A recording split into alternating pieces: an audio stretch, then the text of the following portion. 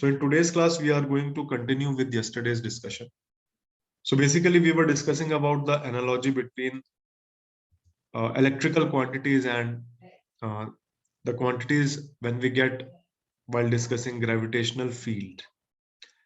तो कल हमने ये डिस्कस किया कि अगर हमारे पास दो टैंक्स हैं, I have this tank A and this tank B, water tanks, और इनकी हाइट्स जो है वो ग्राउंड से अलग अलग हैं और इनके बीच का जो डिफरेंस है that is h, the difference in height. तो ये जो डिफरेंस इन हाइट है, this is analogous to voltage, the potential difference, इन दोनों पॉइंट्स के बीच का डिफरेंस. और हम ये देख रहे हैं कि जो पॉइंट ए है, this is at higher potential, and this point B, this is at lower potential with respect to A. और इनका जब हम डिफरेंस निकालेंगे तो that is known as potential difference. So ये जो पोटेंशियल डिफरेंस है, ये ग्रेविटेशनल पोटेंशियल डिफरेंस है. इलेक्ट्रिकल पोटेंशियल डिफरेंस भी इसी के ही एनालॉगस है, राइट? सो हम क्या देख रहे हैं, हम यहाँ पर ये देख रहे हैं कि जो नेचुरल फ्लो ऑफ मास है, मास क्या है यहाँ पर, this water is the mass. So natural flow of water is from a point of higher potential to a point of lower potential. अगर हम कोई इंटरवेंशन ना करें तो पानी का फ्लो ए से बी की तरफ होगा. उसी तरह से जो पॉजिटिव चार्ज है उसका नेचुरल फ्लो हमेशा हायर इलेक्ट्रिक पोटेंशियल से लोअर इलेक्ट्रिक पोटेंशियल की तरफ होगा. So basically what we say is this voltage is the cause and this flow of water mass here analogous to current is the effect, right? So current के लिए हमें एक चीज तो समझ में आ रही है, करंट का एक मैग्नीट्यूड होगा, यानी कि ये पानी कितना तेज फ्लो हो रहा है, और इसकी एक डायरेक्शन भी है. We have to specify the direction that it is flowing from A to B, और it can flow from B to A अगर हम यहाँ पर एक पंपिंग सिस्टम लगा दें जो इस पानी के फ्लो को रिवर्स कर दे, है ना? यानी कि हमें बाहर से एनर्जी सप्लाई करनी पड़ेगी. उसी तरह से हमारे पास जब दो पॉइंट्स हैं ए और बी और वो अलग अलग पोटेंशियल पर हैं, तो उनमें से नेचुरली एक पोटेंशियल हायर होगा और एक लोअर. इस चीज को हम इंडिकेट करने के लिए अगेन हम साइंस का यूज करते हैं, पॉजिटिव एंड नेगेटिव साइंस. तो जो हायर पोटेंशियल पॉइंट है उसको हम प्लस साइन से शो करते हैं, और जो लोअर पोटेंशियल पॉइंट है उसको हम माइनस साइन से शो करते हैं. सॉरी. जब हम चार्जेस की बात कर रहे थे तभी भी हमने साइन यूज किए थे, तब चार्ज के नेचर को इंडिकेट करने के लिए हमने साइन यूज किए थे. वोल्टेज में जब हम साइन यूज कर रहे हैं तो अब वंस अगेन इसका चार्ज से कोई लेना देना नहीं है. ये साइन सिर्फ ये इंडिकेट कर रहा है कि which potential is at higher side as compare to the other point, right? So plus sign indicates higher potential, minus sign indicates lower potential. Similarly, for current we have the magnitude and direction. और voltage में जो plus और minus वाली चीज है इसको हम कहते हैं polarity. So this is an important concept. So now we have two quantities. We have voltage and we have current. तो जो नेटवर्क थ्योरी, जो सर्किट एनालिसिस वाला पार्ट है, वो हम सिर्फ इसी पर फोकस कर रहे हैं, वोल्टेजेस एंड करंट्स पर. Okay. So current is the flow of charge, voltage is the cause due to which charge is flowing. More appropriately, voltage is potential difference, यानी दो पॉइंट्स के बीच के पोटेंशियल का डिफरेंस, दैट इज वोल्टेज. तो हम हमेशा कहते हैं कि voltage is measured across two points, current is measured through a cross section. ठीक है. वोल्टेज के दो कैरेक्टरिस्टिक्स होते हैं. उसका पहला कैरेक्टरिस्टिक है उसका मैग्नीट्यूड, कितना ज्यादा है वोल्टेज, उसको हम वोल्ट्स में मेजर करते हैं.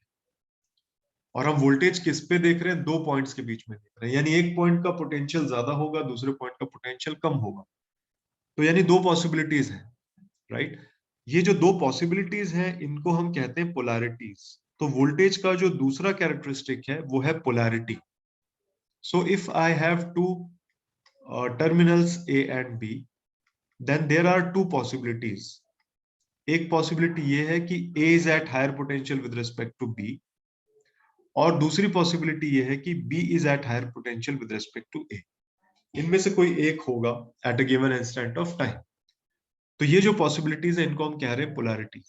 सो there are two polarities possible. So each voltage is characterized by its magnitude and its polarity. Similarly, whenever we have current, it should always be characterized by its magnitude, यानी कि हमें current का magnitude पता होना चाहिए जो कि हम एम्पियर्स में बता रहे हैं, and we should always tell the direction of the current. यानी कि अगर हमारे पास एक डिवाइस है जिसके दो टर्मिनल्स हैं ए और बी, और हमें यहां पर करंट मालूम है, let us say this current is 5 amperes, और हम कहें कि इस डिवाइस में जो करंट है वो 5 एम्पियर्स है, तो ये इनकम्प्लीट इंफॉर्मेशन। कंप्लीट इंफॉर्मेशन क्या होगी कि करंट 5 एम्पियर्स है लेकिन उसका डायरेक्शन भी पता होना चाहिए। तो यहाँ दो पॉसिबिलिटीज हैं। एक पॉसिबिलिटी ये कि करंट की डायरेक्शन ए से बी की तरफ हो, और दूसरी पॉसिबिलिटी ये है कि करंट की डायरेक्शन बी से ए की तरफ हो। राइट? सो ये पॉइंट हमें याद रखना है, क्योंकि इसी के बेसिस पर we will divide voltages and currents into AC and DC. So इस पॉइंट पर will come back later on, but for the time being let us remember that we are dealing with the measurements and calculations of voltages and currents at given points in a circuit. This is what we are doing in circuit analysis.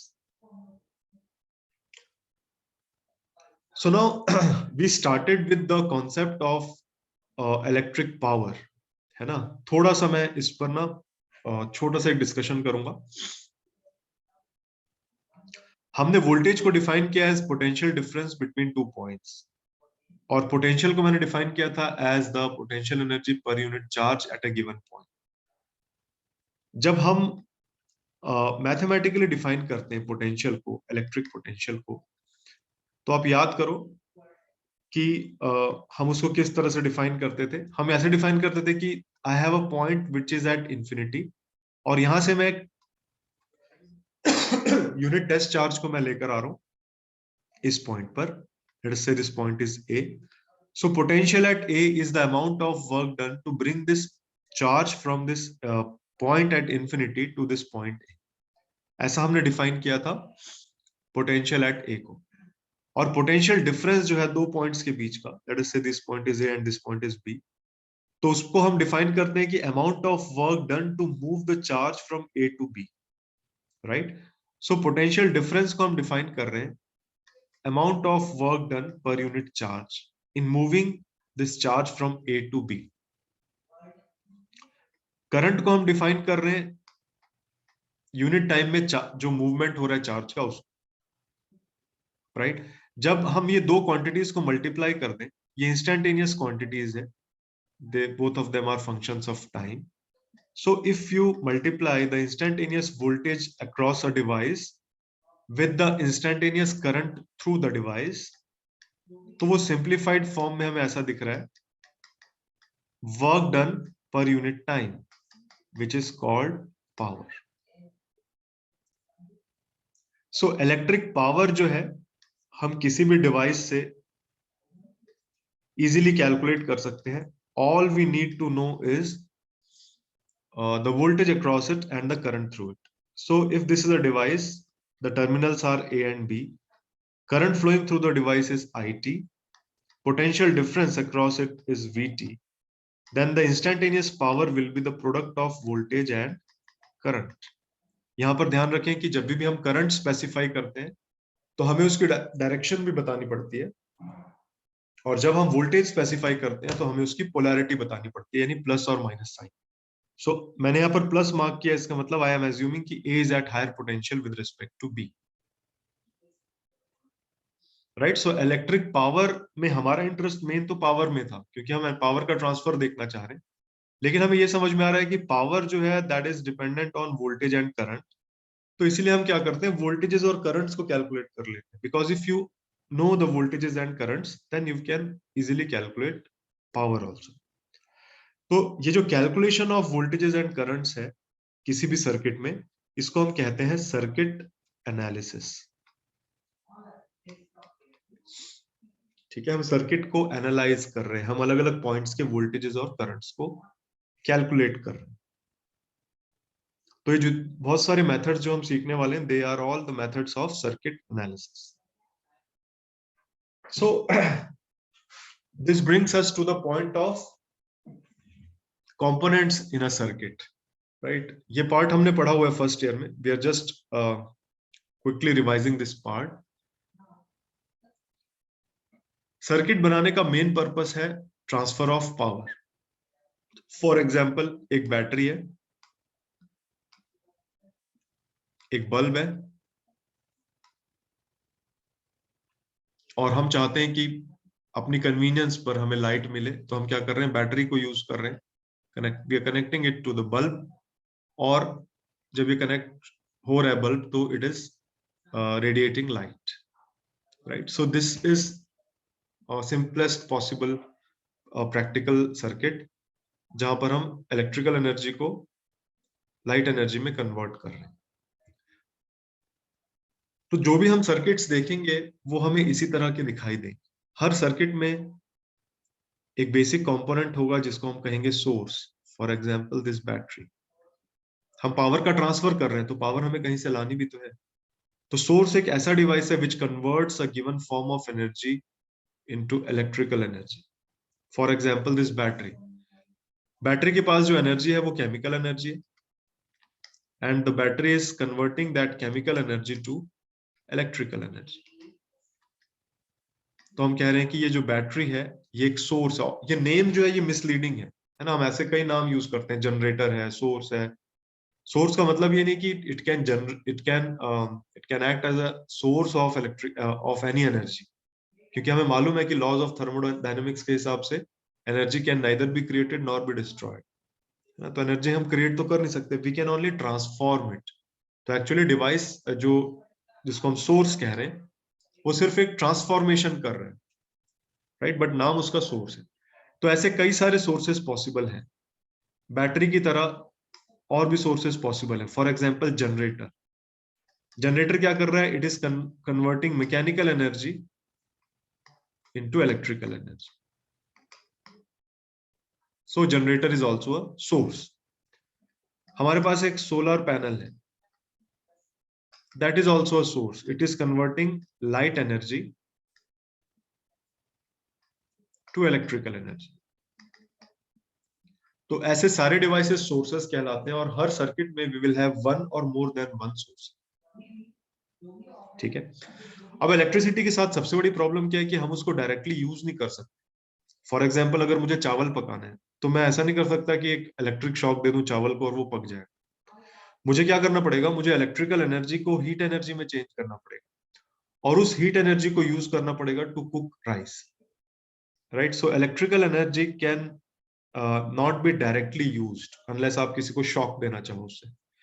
तो हमें ऐसे devices की जरूरत पड़ती है जो electrical energy को किसी दूसरे यूजफुल फॉर्म ऑफ एनर्जी में चेंज करें, राइट। सो लोड, ऐसे डिवाइस को हम कहते हैं load. For example this bulb is a load.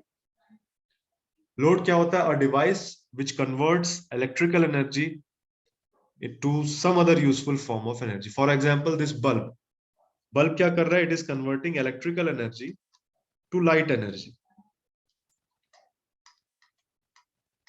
Right. So इस तरह के कई सारे लोड्स पॉसिबल हैं। For example a heater, it converts electrical energy into light energy, sorry heat energy. Motor, it converts electrical energy into mechanical energy, right. So ऐसे जो device होंगे उनको हम कहेंगे लोड। सो सारे जो सर्किट्स होंगे दे विल हैव वन और more than one sources and one और more than one loads. Main circuit components में हम और कुछ कंपोनेंट्स के बारे में पढ़ते हैं, which are basically further classification of sources. ठीक है, ये क्लासिफिकेशन ऑफ सोर्सेज है का मतलब है कि ये basically representation of sources, modelling जिसको हम कहते हैं, we are modelling a source. Source हमें क्या प्रोवाइड कर रहा है? सोर्स हमें पावर प्रोवाइड कर रहा है। कौन सी पावर? Electric power. उसके पास वो पावर कहां से आई? उसने उस पावर को किसी दूसरे फॉर्म ऑफ पावर को कन्वर्ट किया है। फॉर एग्जाम्पल जनरेटर है, वो मैकेनिकल एनर्जी ले रहा है और उसको वो इलेक्ट्रिकल एनर्जी में कन्वर्ट कर रहे हैं। अब हम उस जनरेटर को कई तरीकों से रिप्रेजेंट कर सकते हैं। इसी रिप्रेजेंटेशन को हम क्लासिफिकेशन ऑफ सोर्सेस कह रहे हैं। आप उस जनरेटर को एक वोल्टेज सोर्स की तरह भी शो कर सकते हो, एक करंट सोर्स की तरह भी शो कर सकते हो, उसके बिहेवियर के बेसिस पे।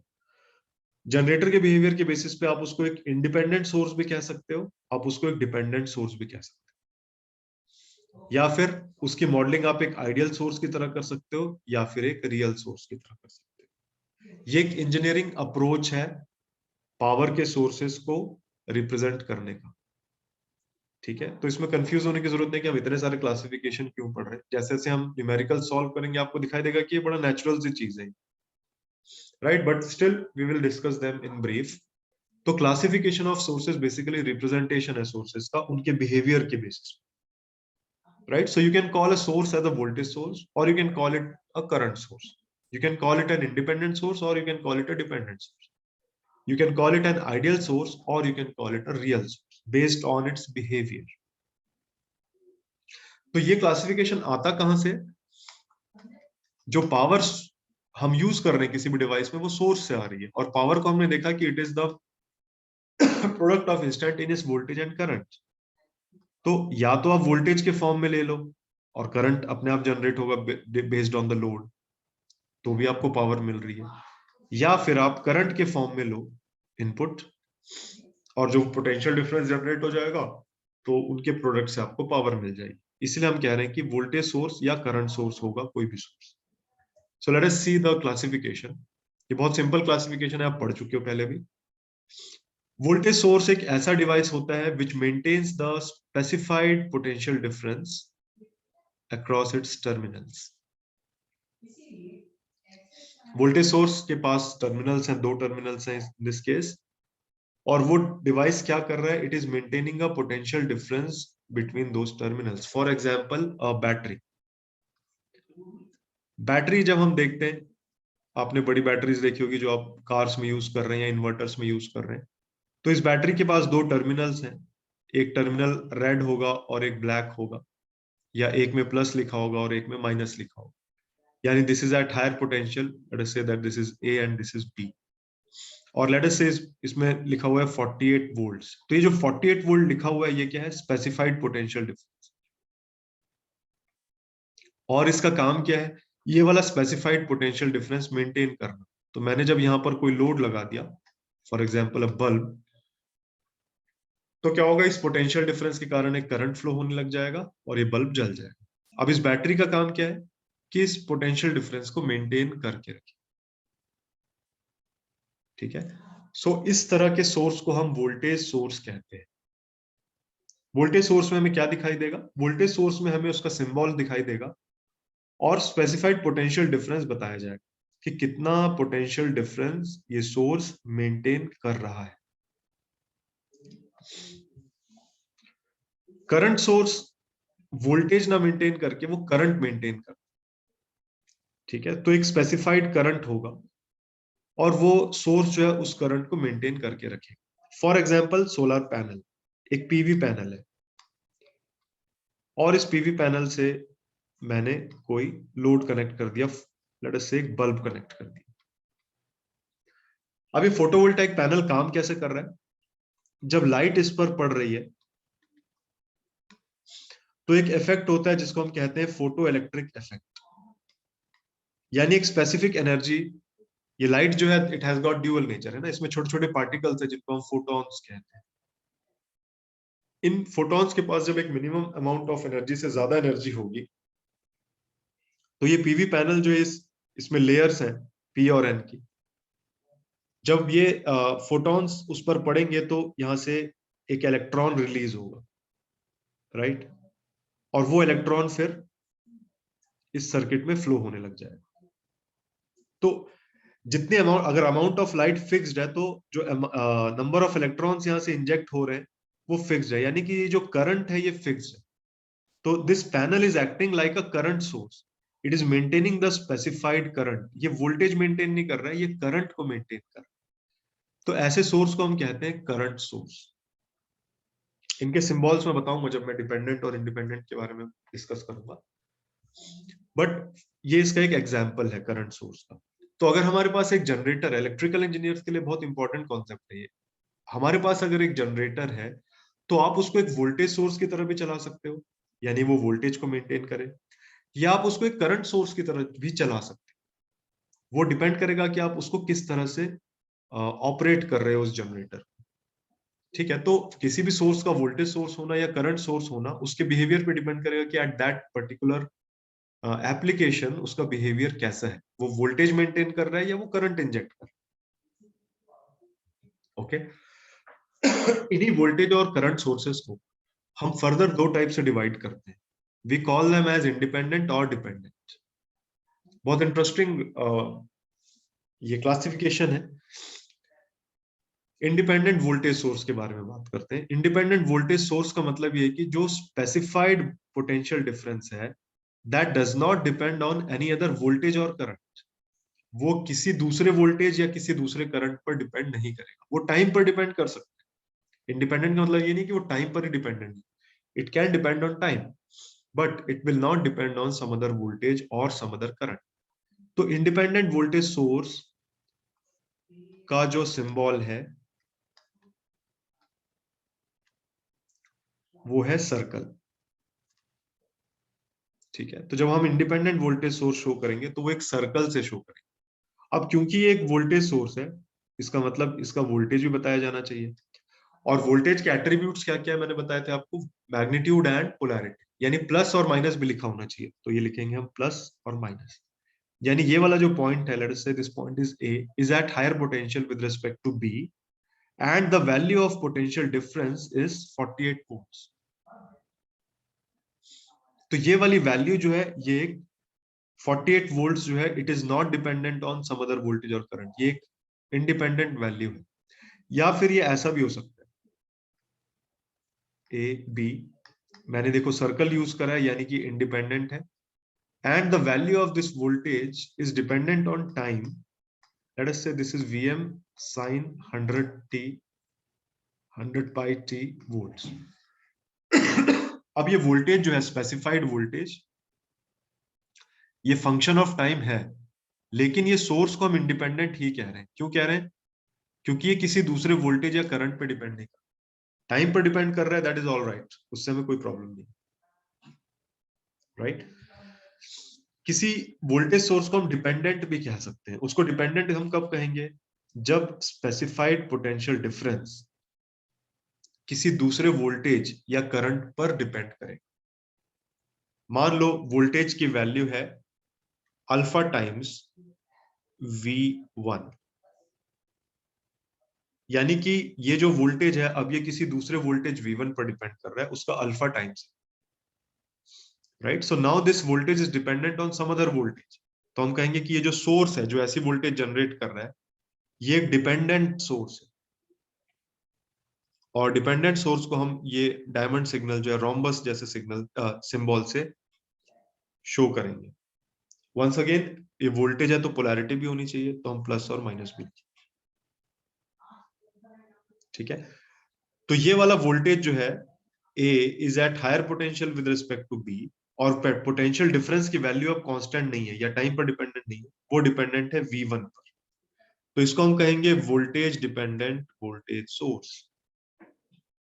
एक ऐसा वोल्टेज सोर्स है जिसकी वोल्टेज किसी दूसरे वोल्टेज पर डिपेंडेंट।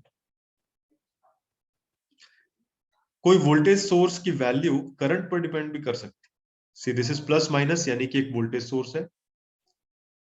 ये वाला सिंबल है यानी कि एक डिपेंडेंट सोर्स है। मान लो ये लिखा हुआ है बीटा टाइम्स आई नॉट, है ना। या फिर थोड़ा स्पेसिफिकली और लिख लेते हैं, इसको लिख लेते हैं हम 5 टाइम्स आई नॉट। अब आई नॉट क्या है? कोई करंट है। लेट अस से करंट की वैल्यू अभी एज ऑफ नाउ 1 एम्पियर, तो ये वाला वोल्टेज कितना हो जाएगा? 5 वोल्ट्स हो, 5 इंटू 1। लेट अस से इस करंट की वैल्यू है 10 एम्प्स, तो उस टाइम पर क्या हो जाएगा? इस वोल्टेज सोर्स का जो वोल्टेज है वो हो जाएगा 50 वोल्ट्स। राइट। तो ये जो वोल्टेज है ये किसी दूसरे करंट पर डिपेंड कर रहा है, तो हम इसको कहेंगे current dependent voltage source. Voltage source है हमें कैसे मालूम चला? प्लस और माइनस देख के पता चला, क्योंकि प्लस और माइनस से पोलैरिटी शो करते हैं। डिपेंडेंट है कैसे मालूम चला? क्योंकि ये जो सिंबल है ये रोम्बस है। और करंट डिपेंडेंट है कैसे मालूम चला? ये वाले एक्सप्रेशन से मालूम चला कि आई नॉट है, यानी किसी करंट पर डिपेंड। ठीक है। So dependent voltage sources can be of two types. They can either be voltage dependent voltage source or they can be current dependent voltage source. और जो इंडिपेंडेंट होगा वहां पर हम सर्कल यूज करेंगे as a symbol for that source. ये बहुत important point है, इस पर कोई डाउट हो तो please ask. Sir yes. Sir एक करंट दोबारा बता दीजिए एक बार, current current dependent voltage dependent source. Voltage source. Yes sir, ये दोबारा बता दीजिए एक बार। Okay. Suppose I want to draw new circuit. मान लो हमारे पास ना एक ऐसा सर्किट,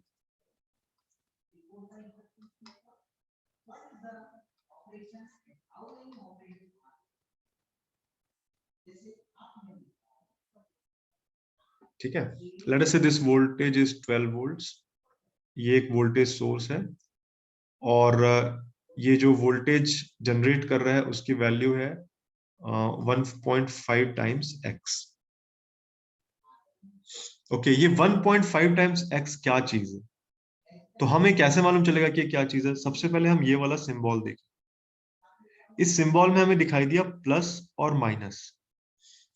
प्लस और माइनस क्या चीज से रिलेट करते हैं? हम वोल्टेज से रिलेट करते हैं, राइट। तो ये ऊपर वाला पॉइंट प्लस है, ये नीचे वाला पॉइंट माइनस है, यानी कि ये एक पोटेंशियल डिफरेंस है इन दोनों पॉइंट के बीच का। This is a potential difference. और इस पोटेंशियल डिफरेंस की वैल्यू कितनी है वो हमें यहां से दिखती है। इसकी वैल्यू है 1.5x। अब क्या ये वैल्यू कांस्टेंट है? नहीं है। It is dependent on some other quantity x। अब हमें इस सर्किट में ढूंढना पड़ेगा कि x क्या चीज को बोला जा रहा है। तो जब हम ढूंढ रहे हैं इस सर्किट में तो हमें ये दिखाई दे रहा है कि x बोला जा रहा है इस करंट को जो इस रेजिस्टेंस R से फ्लो हो रहा है। सॉरी। इसका मतलब ये हुआ कि ये जो वोल्टेज सोर्स है, इस वोल्टेज सोर्स ने जो पोटेंशियल डिफरेंस जनरेट किया वो किस पर डिपेंड कर रहा था? किसी करंट करंट के पर ऊपर। डिपेंड कर रहा था। इसीलिए हम इस सोर्स को कहेंगे current dependent voltage source.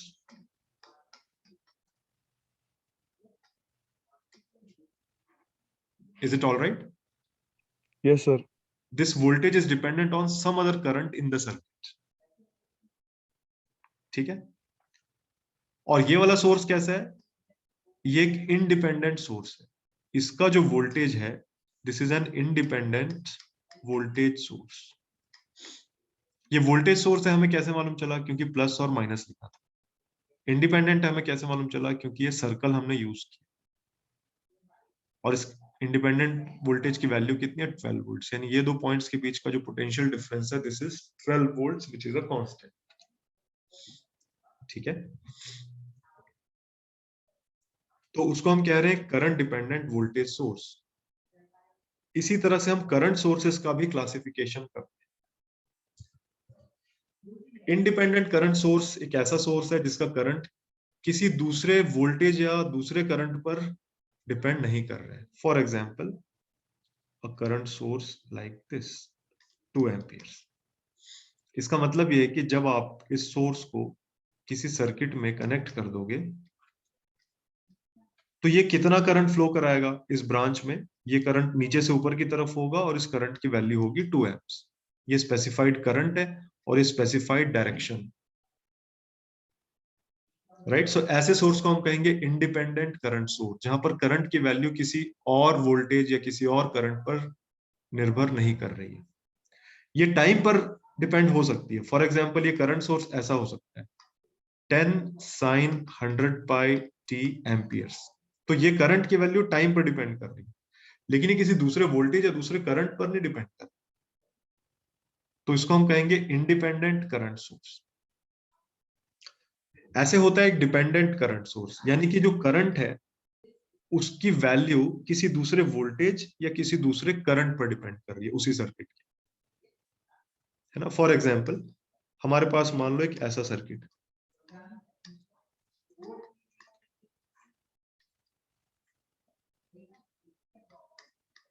I have a circuit like this.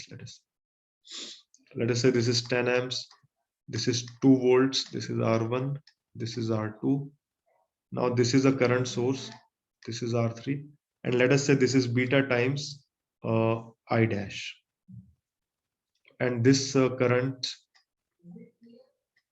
is I dash. तो अब देखो इसका मतलब क्या हुआ कि ये वाली ब्रांच जो है इसमें करंट की वैल्यू क्या होगी, नीचे से ऊपर की तरफ होगी, और वैल्यू होगी बीटा टाइम्स आई डैश। अब ये बीटा टाइम्स आई डैश कोई कांस्टेंट वैल्यू नहीं है, ये किसी दूसरे क्वांटिटी पर डिपेंड कर रही है। वो क्वांटिटी क्या है, आई डैश। तो हम क्या करेंगे, सर्किट में ढूंढेंगे कि आई डैश किस चीज को बोला जा रहा है। तो जब हम ढूंढेंगे तो हमें पता चलेगा कि आई डैश एक करंट को बोला जा रहा है, राइट। सो ये वाला सोर्स क्या होगा, करंट डिपेंडेंट करंट सोर्स। एक ऐसा करंट सोर्स जिसके करंट की वैल्यू किसी दूसरे करंट पर डिपेंड कर रही है, ठीक है। ये वाला सोर्स कैसा है, ये है एक independent current source. Current source है हमें कैसे मालूम चला, क्योंकि एरो बना हुआ है। एरो हम करंट के लिए यूज करते हैं, प्लस माइनस हम वोल्टेज के लिए यूज करते हैं, क्योंकि करंट की डायरेक्शन होती है और वोल्टेज का पोलैरिटी होती है। इंडिपेंडेंट हमें कैसे मालूम चला, क्योंकि यहां सर्कल बना और फिर वैल्यू हमने देखी 10 एम्प्स। ऐसे ये वाला सोर्स क्या है, ये एक इंडिपेंडेंट वोल्टेज सोर्स है, क्योंकि प्लस माइनस लिखा हुआ था इसमें। ये करंट सोर्स हमें कैसे मालूम चला, क्योंकि एरो बना हुआ था। डिपेंडेंट है कैसे मालूम चला, क्योंकि सिंबल इसका इस तरह। और किस पे डिपेंडेंट है कैसे मालूम चला, ये वाले एक्सप्रेशन को देख के मालूम चला कि बीटा टाइम्स आई डैश है, आई डैश एक करंट है, तो ये क्या चीज है, करंट डिपेंडेंट करंट सोर्स। ऐसे एक वोल्टेज डिपेंडेंट करंट सोर्स भी हो सकता है। ये करंट सोर्स है लेकिन इसकी वैल्यू किसी दूसरे वोल्टेज पर dependent, that is alpha times V naught. मान लो ये वाला वोल्टेज है वी नॉट, और यहां पर ये वाला करंट सोर्स लगा हुआ, और इसकी वैल्यू है अल्फा टाइम्स वी नॉट। तो इसका मतलब क्या हुआ, करंट की वैल्यू किसी दूसरे वोल्टेज पर डिपेंड। ये वाला ओवरऑल जो है डायमेंशन तो इसका करंट का ही रहेगा, alpha times V naught is a current, V naught is a voltage, यानी अल्फा का डायमेंशन क्या है, एम्पियर पर वोल्ट। तो ये this is a voltage dependent current source, एक ऐसा करंट सोर्स जिसमें करंट की वैल्यू किसी वोल्टेज पर डिपेंड। इसमें किसी को कोई doubt? Excuse me sir. Yes sir ये जो 2 वोल्ट्स है ये तो इंडिपेंडेंट वोल्टेज सोर्स है ना? Yes, this is an independent voltage source. Sir बताओ कोई क्वेश्चन है इस पर? No sir. देखो हमें क्या करना है, हमें हमेशा सबसे पहले सिंबल देखना है, सिंबल चेक करना है। हमें सबसे पहले देखना है कि वहां प्लस माइनस लिखा हुआ है या फिर एरो बना हुआ है। प्लस माइनस लिखा हुआ है मतलब वोल्टेज सोर्स, वोल्टेज से रिलेट कर रहे हैं। एरो बना हुआ है मतलब करंट सोर्स, क्योंकि करंट की डायरेक्शन होती है और वोल्टेज की पोलैरिटी। उसके बाद हमें क्या देखना है, उसके बाद हमें यह देखना है कि सर्कल बना हुआ है या रोम्बस बना हुआ है। सर्कल बना हुआ है मतलब इंडिपेंडेंट है। इंडिपेंडेंट का मतलब ये नहीं एब्सोल्युटली इंडिपेंडेंट, किसी भी चीज पर डिपेंड नहीं करता। इंडिपेंडेंट का मतलब है कि किसी दूसरे वोल्टेज या किसी दूसरे करंट पर डिपेंड नहीं कर रहा है, टाइम पर वो डिपेंड कर सकता है। रोम्बस बना हुआ है मतलब कि डिपेंडेंट है। अब फिर इन दोनों को हम कंबाइन कर देंगे और उसके साथ जो स्पेसिफाइड वैल्यू है उस पर फोकस करेंगे कि वो किसी करंट पर डिपेंडेंट है या किसी वोल्टेज पर डिपेंडेंट। ठीक है, तो अगर हमें मान लो ऐसा सिंबल दिख रहा है, मान लो ये 1.6 टाइम्स आई नॉट है, जहां पर आई नॉट एक करंट है, तो हम क्या कहेंगे, हम कहेंगे कि ये करंट डिपेंडेंट करंट सोर्स है।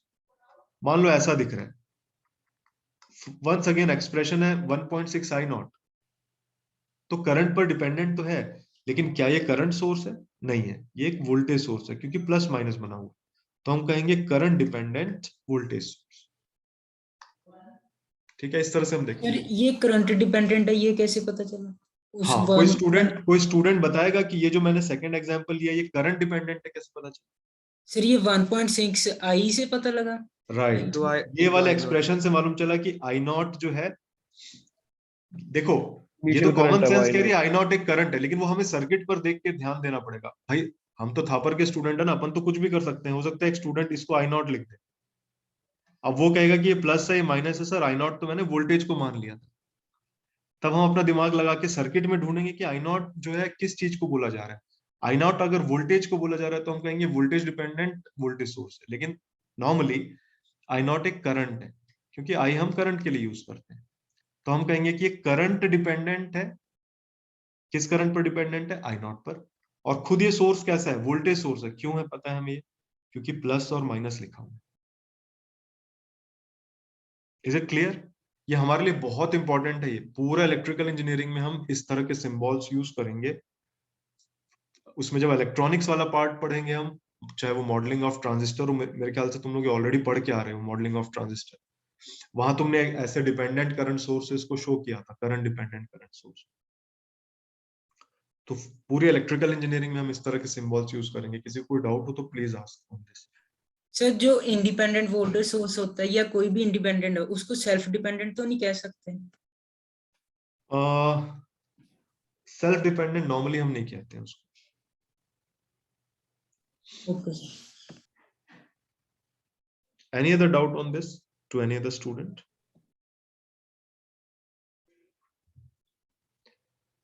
ठीक है, बस एक फाइनल क्लासिफिकेशन है before we close this class. Ideal और रियल, बहुत सिंपल है। आइडियल वोल्टेज सोर्स होता है वो जिसका स्पेसिफाइड वोल्टेज करंट के हिसाब से कभी चेंज नहीं होता। फॉर एग्जाम्पल बैटरी, हमारे घरों में जो बैटरी हम यूज कर रहे हैं, मान लो तुमने उससे एक बल्ब लगा दिया और ये बल्ब 2 एम्पियर से करंट ड्रॉ कर रहा है। मान लो ये 12 वोल्ट की बैटरी है, ठीक है। आपने एक वोल्ट मीटर लगा दिया यहां पर। देखो, आप सिंबल को ध्यान से देखो, मैंने यहाँ सर्कल यूज किया है पर मैंने अंदर वी लिखा है, प्लस माइनस नहीं लिखा है मैंने, यानी ये कोई वोल्टेज सोर्स नहीं है, ये एक वोल्ट मीटर है। ठीक है, तो मैंने क्या किया, देखो इस बैटरी से एक बल्ब लगा दिया और ये बल्ब 2 एम्पियर करंट ड्रॉ कर रहा है। फिर मैंने क्या किया, पैरेलल में एक और बल्ब लगा दिया, ये बल्ब भी 2 एम्पियर ड्रॉ कर रहा है, यानी बैटरी से अब कितना करंट आने लग गया, 4 एम्पियर। मैंने एक और बल्ब लगा दिया, ये भी 2 एम्पियर हो रहा है, यानी अब बैटरी से कितना करंट आ रहा है, 6 एम्पियर। तो क्या ऐसा पॉसिबल है कि मैं इनफाइनाइट नंबर ऑफ बल्ब लगाता चला जाऊं? इट इज नॉट पॉसिबल, है ना, क्योंकि बैटरी इनफाइनाइट पावर नहीं दे सकती आपको कि चाहे आप 4 एम्पियर कनेक्ट करो चाहे 400 एम्पियर कनेक्ट करो तो ये पावर आपको देती चली जाएगी। ऐसे सोर्स को हम कहते हैं real voltage source, practical voltage source, जिसकी वोल्टेज की वैल्यू चेंज हो जाती है जब आप करंट को बढ़ाने लग जाते हैं। और अगर ऐसा ना हो तो हम कहते हैं आइडियल वोल्टेज सोर्स, यानी आप उससे कितना भी करंट ड्रॉ करते जाओ उसमें वोल्टेज की वैल्यू कभी नहीं चेंज हो, है ना। उसको हम एक ग्राफ से अगर शो करें, या आपने पढ़ा होगा पहले भी, अगर हम एक ग्राफ से शो करें, मान लो एक्स एक्सिस पर मैं करंट ले रहा हूं, जो करंट हम उस सोर्स से निकाल रहे हैं, वाई एक्सिस में मैं वोल्टेज ले रहा हूं, लेट अस से वो 100 वोल्ट का सोर्स है। तो मैंने क्या किया, 1 एम्पियर ड्रॉ किया। मैंने क्या किया, 10 एम्पियर ड्रॉ किया। मैंने क्या किया, 100 एम्पियर ड्रॉ किया।